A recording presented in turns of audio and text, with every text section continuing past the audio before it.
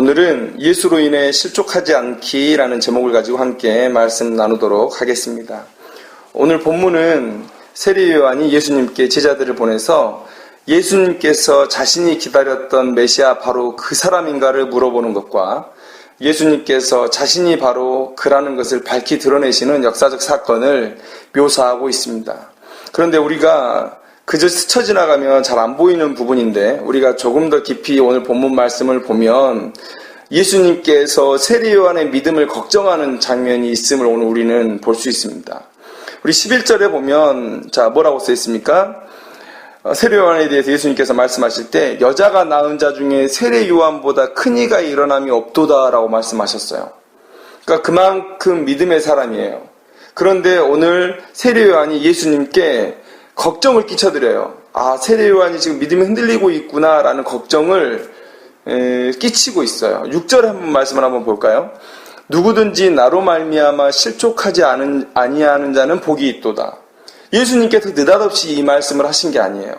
세례 요한이 어떤 질문을 예수님께 드렸고 예수님은 그 질문에 대한 답을 하셨고 그리고 그 질문에 답을 하고 난 이후에 바로 이러한 말씀을 하셨다는 것은 뭐냐면 세례 요한의 질문과 별개일 수 없다는 것을 오늘 본문 말씀 우리에게 보여주고 있는 거예요. 그래서 누구든지 나로 말미암아 실족하지 아니하는 자는 복이 있도다. 다시 말하면 지금 세례 요한이 예수님으로 말미암아 실족할 수 있는 그런 상황 가운데 빠져 있다라는 거예요. 실족했다는 건 아니에요. 그러나 실족의 위기 가운데 있었다라는 것을 우리는 알 수 있다는 거예요. 오늘 실족하다는 말은 원어로 보면 마음이 상하다, 또 거리끼다 이런 말이 있어요. 거리끼다. 자, 그러면 똑같이 대입을 해보자고요. 예수님 때문에 내가 마음이 상했어요. 예수님 때문에 내 마음이 거리껴요. 예수님이 내 마음속에 거슬려요. 이런 것들은 뭡니까? 믿음이 있는 정상적인 사람이라면 그럴 수 없는 표현이에요.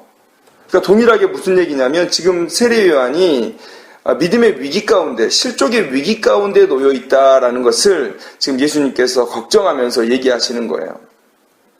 자, 세례 요한은 여자가 낳은 자 중에 큰 사람이에요. 믿음의 사람이에요. 그리고 사명자였어요.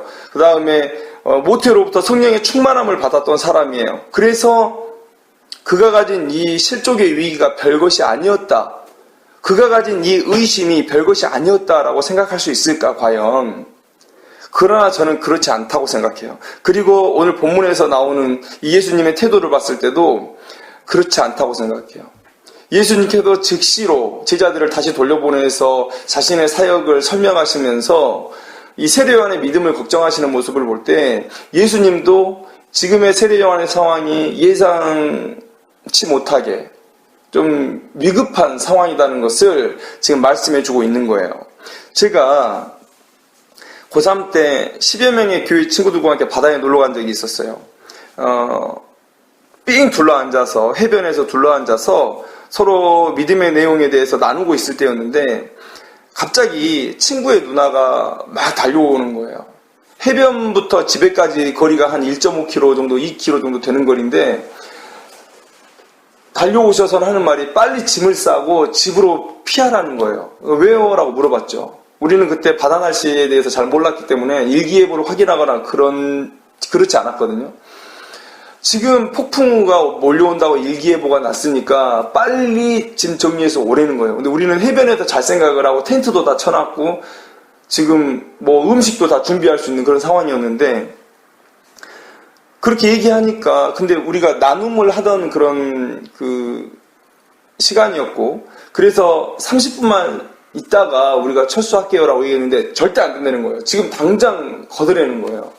근데 그리고 나서 이제 그분은 음식 준비를 하러 이제 가셨어요. 우리 맞을 준비를 하러, 집에서. 근데 우리는 이제 그 누님의 말씀을 듣지 않고 그냥 나눔을 계속했어요. 그런데 이 누님의 말을 듣고 보니까 저 수평선 끝에서 아주 조그맣게, 진짜 조그맣게 먹구름이 있었어요. 그런데 생각을 해보세요. 저기 수평선 끝에서 조그만 먹구름이 일어서 지금 이 해변까지 오고 있는데 해변까지 오는데 시간이 얼마나 걸리겠어요? 우리가 생각할 때는 충분히 30분, 1시간은 우리에게 넉넉히 있다라고 생각을 했었어요. 그리고 나눔을 딱 시작하는데 채 한 사람의 나눔이 끝나기도 전에 태풍이 불어닥치는데 텐트가 굴러갔어요, 이렇게. 그때 우리는 텐트를 이렇게 뭐라 그러죠? 폴대라 그래야 되나요? 그걸 박지 않았거든요. 땅에다가. 그냥 무거운 짐, 기타, 그 다음에 침구류, 그 다음에 내 가방 같은 것들을 놔뒀어요. 웬만큼 무게가 되니까. 근데 그게 굴러가지고 이 바닷가 쪽으로 굴러가는 거예요. 그 정도로 태풍이 강력하게 순식간에 몰아닥쳤거든요. 저는 우리의 의심이 바로 이러한 거라고 생각이 돼요. 처음에는 방심해도 될 만큼 아주 작게 여겨져요. 그런데 그냥 두면 갑자기 폭풍우가 몰아친 것처럼 우리의 믿음을 송두리째 뿌리 뽑아가 버리는, 그게 바로 우리의 마음 가운데 있는 의심이거든요. 예수님도 이런 세례요한의 마음을 아신 거예요. 그래서 당장에 그 온 편에 제자들을 돌려보내서 지금 자신의 모습에 대해서 설명을 하시는 거예요. 그리고 세례요한이 다시금 내가 메시아다라는 그런 확신을 갖기를 원하셨다라는 거예요. 자, 지금 이러한 사건이 지금 오늘 본문에 묘사되어지고 있는데, 우리가 오늘 이 본문을 조금 더 깊이 들어가기 위해서 세례요한이 왜 믿음이 흔들렸을까를 한번 좀 고민해 봤으면 좋겠어요. 세상 앞에서 아무런 두려움 없이 로마의 장교들도 또 종교 지도자들도 그들에게 맞서서 회개의 복음을 선포했던 이 세례요한이, 그리고 예수님의 세례 사건을 통해서 삼위일체 하나님께서 역사하셔서 그곳에서 예수 그리스도는 곧 성자 하나님이라는 걸 명확히 체험한 이 세례요한이 왜 믿음이 흔들렸을까? 우리가 오늘 세례요한의 질문을 다시 한번 읽어보면 그 의심이 예사롭지 않다는 것을 알고 있어요. 자, 11장 2절 말씀을 보면 요한이 옥에서 그리스도께서 하신 일을 들었다는 거예요. 들었는데도 제자들을 보내서 질문을 했는데, 오실 그이가 당신이오니까 이 질문도 사실은 해서는 안 될 것 같아요. 왜냐하면 자신이 세례를 줬을 때 이미 그러한 역사를 봤기 때문에. 그런데 그 다음 질문이 더 두려운 거예요. 우리가 다른 일을 기다리오리까. 예수님이 하신 얘기를 들었어요. 그런데 내가 마음에 안 들어. 그러니까 다른 일을 기다릴까요? 라고 묻는 거예요. 지금 세례요한의 이 믿음의 흔들림이 예사롭지 않다는 것을 우리는 알 수 있는 거예요. 그런데 왜 세례요한이 믿음이 흔들리게 됐을까? 저는 한 3가지 정도 이유를 한번 찾아봤어요. 첫째는 뭐냐면 육체적인 어려움이 있었어요. 오늘 2절에 뭐라고 얘기하냐면 지금 요한이 옥에 있다고 얘기하고 있어요. 옥에 있다고. 그러나 그가 육체적인 어려움은 분명히 있어요. 그러나 이 육체적인 어려움이 믿음을 흔드는 중요한 원인은 아니었을 거다. 왜냐하면 이 세례요한은 SM파라고 우리가 예상을 하거든요. 그때 바리새파도 있고 사두개파도 있고 그다음에 SM파도 있고, SM파는 어떤 사람이냐면 은둔해서 금욕하고 광야에서, 그래서 하나님과 1대1의 친밀한 교제를 원하면서 은둔형 금욕주의자였어요. 그런데 그런 사람이었기 때문에 감옥에서 좋지 않은 식사나 그런 안 좋은 환경은 이미 그에게 익숙한 거예요. 오히려 비바람을 막아주는, 새벽에 찬 이슬을 막아주는 그런 옥이 오히려 세례요한에게는 더 편했을 수도 있다라는 생각을 해요. 그리고 14장에 나오지만 헤롯은 지금 바른 말을 하는 세례요한이 두려웠어요. 그런 세례요한에게 고문을 했을 리는 만무하다는 거예요. 그래서 육체적인 어려움은 분명히 있었지만 이게 크지는 않았을 거다. 그럼 두 번째는 뭘까요? 내면의 어려움이다. 내면의 어려움. 자, 세례요한은 사명자예요. 하나님 앞에 메시아가 오는 길을 평탄케 하라는 그런 사명을 가지고 지금 살아온 인생이었어요. 그래서 예수께서 오셨을 때 세례를 주고 자기의 사명을 완수했다라고 생각을 했는데, 지금 제자들을 통해서 예수 그리스도께서 하시는 일들을 보니까 의심이 드는 거예요. 그죠? 그래서 그때 무슨 생각이 드냐면, 내가 진짜 사명을 완수하고 지금 감옥에 들어와 있는 것일까? 라는 그런 혼란한 마음들이 있었을 거예요. 그리고 마지막으로는 뭐냐면, 제가 두 번째 얘기할 때 잠깐 언급을 했는데, 주변의 상황이 그를 어렵게 했다는 거예요. 방금 우리가 읽었지만 그리스도께서 하신 일이 자기의 마음에 들지 않아요. 자기가 생각했던 기대와는 다른 방향으로 예수님께서 일을 하셔요. 세례요한은 이 전했던 메시지라든지 본인의 행한 일들을 보고 그 다음에 그 세례 요한의 배경을 보면 매우 급진적인 메시아를 기대했던 것 같아요. 그런데 지금 예수님은 어떤 일을 하세요? 자기들이 대적이라고 얘기했던 예루살렘의 종교 지도자들과도 마찰이 없고 그저 변방 갈릴리를 배회하고 있다는 거예요. 어떠한 급진적인 과격한 행동도 하지 않으시는 거예요. 이런 이유들 때문에 세례 요한의 예수를 향한 믿음은 점점 의심으로 바뀌어가고 있었다라는 거예요. 근데 그런 세례 요한에게 예수님께서 이사야서 42장의 말씀을 인용하시면서 내가 바로 메시아다라는 사실을 오늘 보여주시면서 세례 요한의 믿음을 붙들어 주시는 장면들을 오늘 발견해요. 그런데 믿음이 붙들리고 난 이후에 세례 요한이 어떻게 살았을까? 직접적인 묘사는 없지만 우리가 마태복음 14장을 보면 조금은 알 수 있어요. 만약에 예수가 메시아라는 것을 세례 요한이 확신하지 못했다면 그는 자신의 삶을 그렇게 홀가분하게 마감하지 못했을 것 같아요. 근데 옥중에서도 계속 헤롯 왕의 그런 부정에 대해서 계속해서 지적하면서 오히려 옆에서 사람들이 볼 때는 자신의 죽음을 재촉하는 듯한 그런 모습들을 보이면서 죽음을 각오하는 그의 행동을 보면 오히려 그의 죽음이 홀가분하다. 어떤 홀가분함? 바로 자신의 사명을 완수했다라는 그런 홀가분함이 그 안에 있었다라는 거예요. 그리고 예수에 대한 의심을 다 걷어버리고 담대하게 자신의 길을 걸어갔던 그런 세례 요한의 모습을 우리가 본다는 거예요. 믿음을 지키는 일은 이렇게 중요하죠. 믿음을 지키는 일이 이렇게 중요해요. 믿음은 흔들릴 수 있어요. 그러나 그 어려운 위기의 상황들을 잘 이겨내고 믿음을 지켜낸 사람들은요, 결코 상황에 휘둘리지 않는, 그리고 담대하게 하나님의 사명을 감당하는 사람들이 된다는 거예요. 그래서 지금 우리가 하나님 앞에 사명을 받고 하나님의 일을 하고 있다면 이 믿음을 지키는 일은 너무도 중요하다라는 거예요. 오늘 우리가 이 예수님과 세례 요한의 이야기를 통해서 알게 되는 사실은, 첫째는 아무리 크다 일컬음을 받는 자라도 믿음이 흔들리는 상황을 경험할 수 있다는 거예요. 그냥 경험할 수 있다는 정도가 아니라 모두가 다 경험한다라고 생각하는 게 맞을 것 같아요. 우리가 예수님이 아닌 이상 모두가 다 믿음이 흔들리는 사단의 시험, 또 우리의 정욕에 휩쓸린 그런 시험들을 당할 수밖에 없다라는 것도 인정해야 되고, 두 번째는 뭐냐면 그 흔들린 믿음이 회복되고 다시금 하나님께 붙들렸을 때 오늘 본문에서 세례 요한이 변화된 것처럼 놀라운 하나님의 일꾼이 될 수 있다라는 이 두 가지 사실을 오늘 우리에게 보여준다는 거예요. 믿음이 흔들린 세례 요한에게 예수님께서 자신의 메시아 되심을 명확히 드러내심으로 인해서 세례 요한의 믿음을 다시금 붙잡아 주시고, 그렇게 붙잡힌 세례 요한의 믿음의 세례 요한이 담대하게 주의 길을 걸어가고 순교의 사명을 감당했던 그런 모습들을 볼 때 우리는 정말 믿음이 중요하고 또 우리의 믿음이 흔들리지 않고 그 믿음을 지켜나가는 일이 정말 중요하다라는 사실을 우리는 깨닫게 되는 거예요.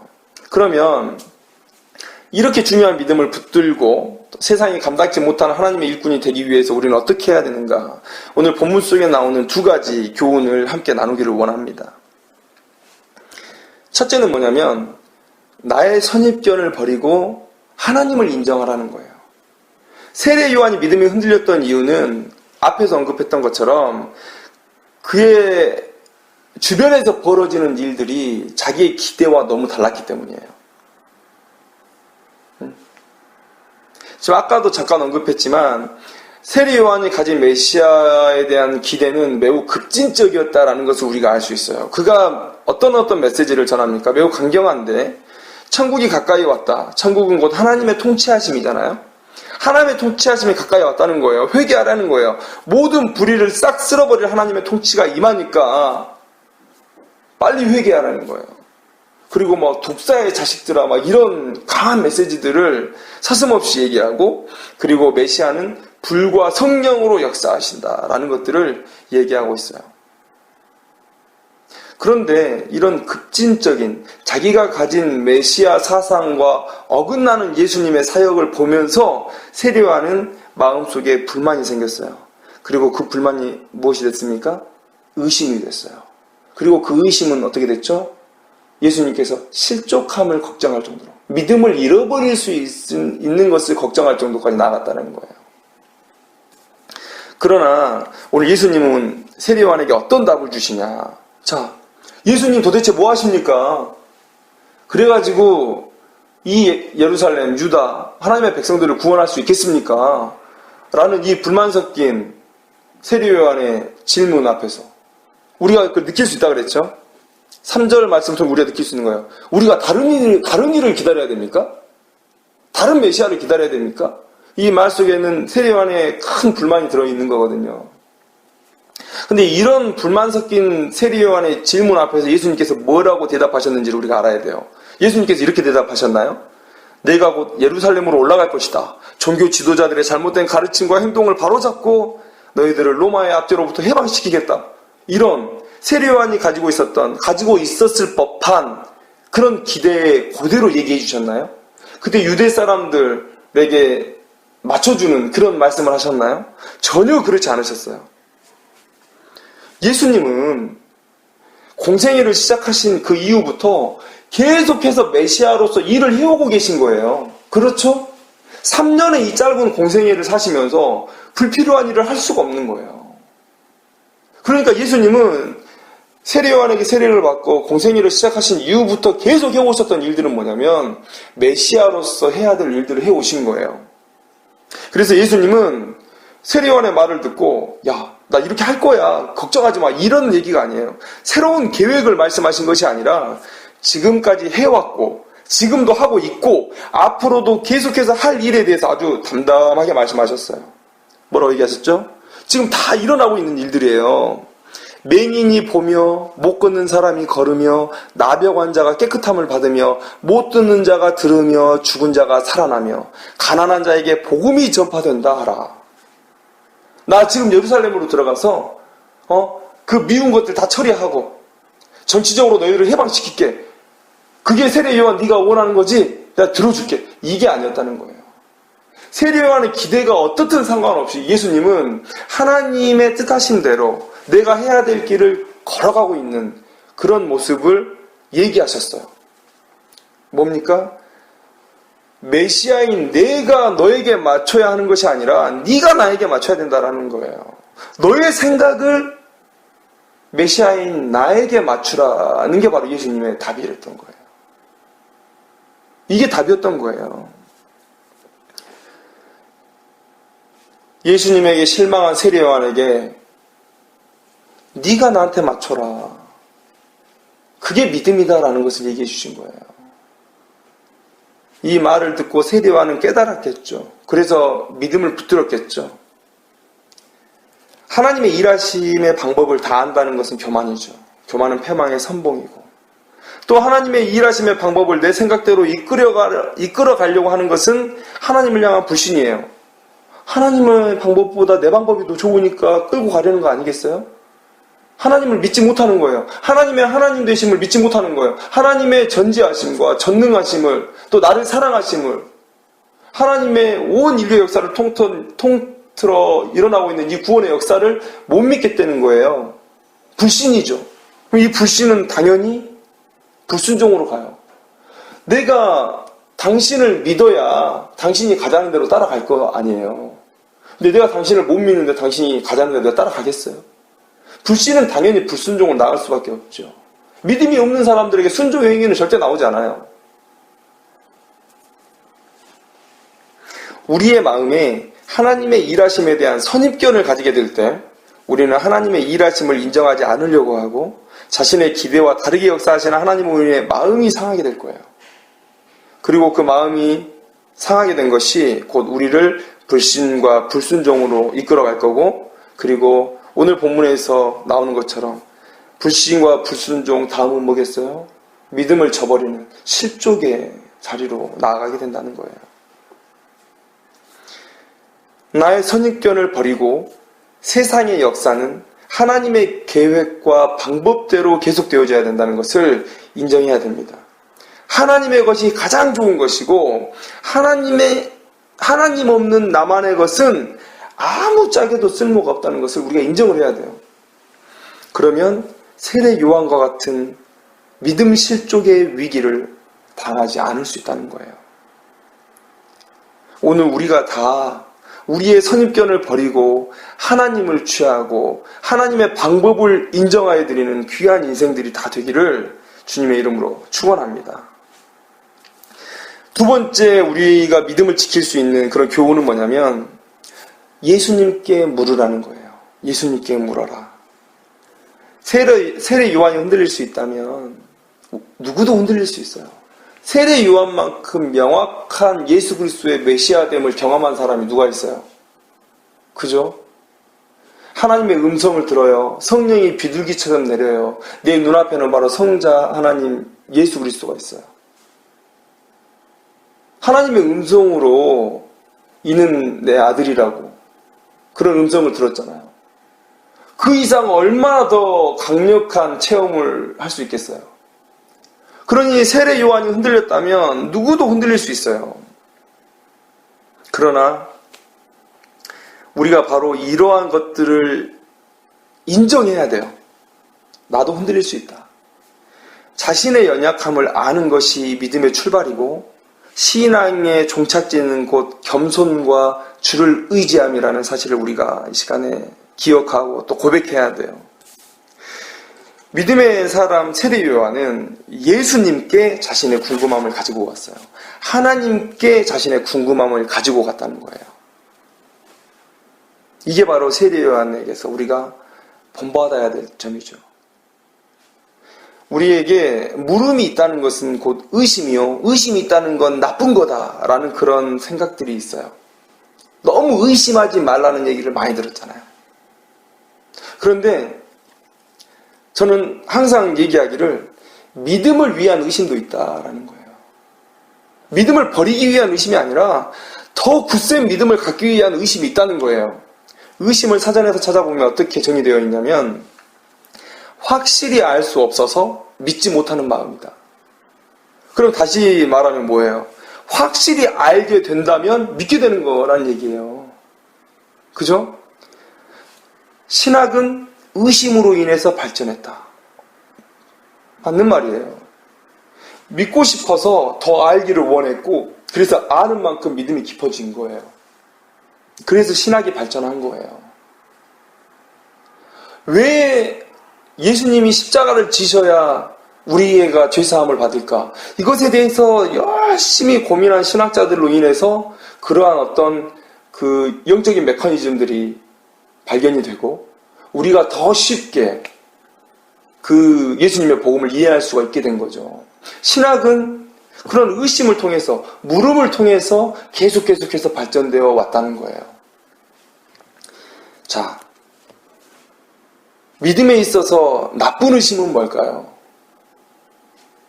물음이 있어요. 의문이 있어요. 그래서 내 마음이 자꾸만 의심이 들어. 그런데 하나님 앞에 가지고 나오지 않아요. 그것은 나쁜 의심이에요.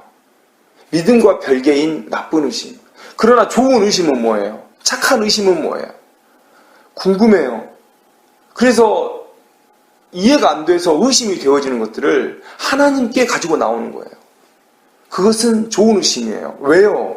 하나님은 자신의 길을 자신의 백성들에게 가르치시는 하나님이세요.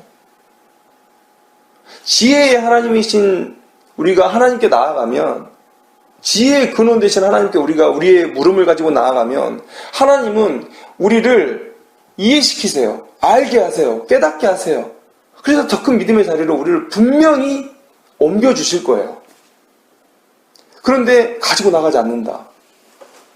누구나 세상을 살면서 맞닥뜨릴 이 영적 위기 앞에서 이 의심의 먹구름 앞에서 하나님 앞에 이 의심을 가지고 나아가지 않으면 어떻게 되겠어요? 아까도 말했지만 처음에는 조그만 먹구름 같은 의심이었는데 불과 얼마 지나지 않아서 내 믿음의 뿌리를 송두리째 뽑아버리는 폭풍우가 돼서 나에게 다가오는 거예요.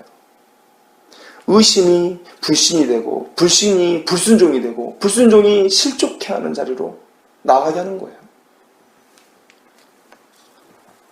하나님께 가지고 나오는 의심은 해결받을 수 있어요. 그래서 오늘 이 세례 요한에서 우리가 본받아야 될 점이 뭐냐면 혼자 싸매고 있지 않았어요. 혼자 싸매고 있어도 답이 없어요. 그런데 예수님이 지금 앞에서 일하고 계세요. 예수님께 갇혀있는 몸이지만 제자들을 보냈어요. 아마 갇혀있지 않았다면 자기가 직접 갔겠죠. 예수님 지금 여기서 뭐하고 계십니까? 내가 기대했던 그 메시아가 맞습니까? 라고 질문하러 갔겠죠. 그러면 더 생생한 답을 들었을 거예요. 그러나 갇혀있는 몸이기 때문에 제자들을 보냈어요. 더 큰 열심이었다고 봐요. 더 큰 간절함이었다고 봐요. 그런데 바로 예수님께서 이 세리요한의 이 의심의 먹구름을 거두시고 마치 태양이 비추듯이 그런 선명한 믿음의 시계를 하나님께서 허락하여 주셨다는 거예요. 하나님을 믿는다고 하면서도 묻지 않고 자신의 힘으로 신앙하고 일하는 사람들이 많아요. 저도 그렇고. 하나님 앞에서 항상 부족하죠. 하나님의 뜻을 누가 알겠어요. 지식을 쌓으면 주의 일을 이룰 수 있을 것처럼 말해요. 그래서 변증은 능하지만 그 사람의 사역 속에서 하나님의 역사가 나타나지 않아요. 사람의 능력으로 주의 일을 이룰 수 있을 것이라고 얘기해요. 그러나 스스로 능력 있다는 사람들은 쓰러지고 세상에서 무시당하는 인생이 오히려 하나님 앞에 복을 받아서 귀하게 쓰임을 받는 일들을 우리가 봐요. 힘으로 안 된다는 거예요. 내 지식으로 안 된다는 거예요. 스스로가 너무 똑똑해서 하나님을 찾지 않고 묻지 않는 이 시대의 신앙의 모습들을 우리가 보고 있어요. 또 나에게서, 또 우리의 모습 속에서 그런 것들을 봐요. 그런 인생은 불평과 의심의 먹구름이 수평선 너머에서 조용히 나타날 때 주님 앞에 나아가서 묻지 않아서 곧 무너지게 되는 신앙이라는 거예요. 세리요한의 물음에 최선으로 답하신 예수님의 사랑은 오늘 우리에게도 동일하게 역사하고 있다는 거예요. 예수님께서 오늘 이 본문의 이야기를 우리에게 주신 이유는 뭘까요? 너희들의 물음에 답을 주는 하나님이라는 것을 보여주시는 거예요. 그리고 또한 내가 너희들의 믿음에 걱정을 하고 있는 분이라는 것을 오늘 본문을 통해서 예수님께서 우리에게 보여주고 계신다는 거예요.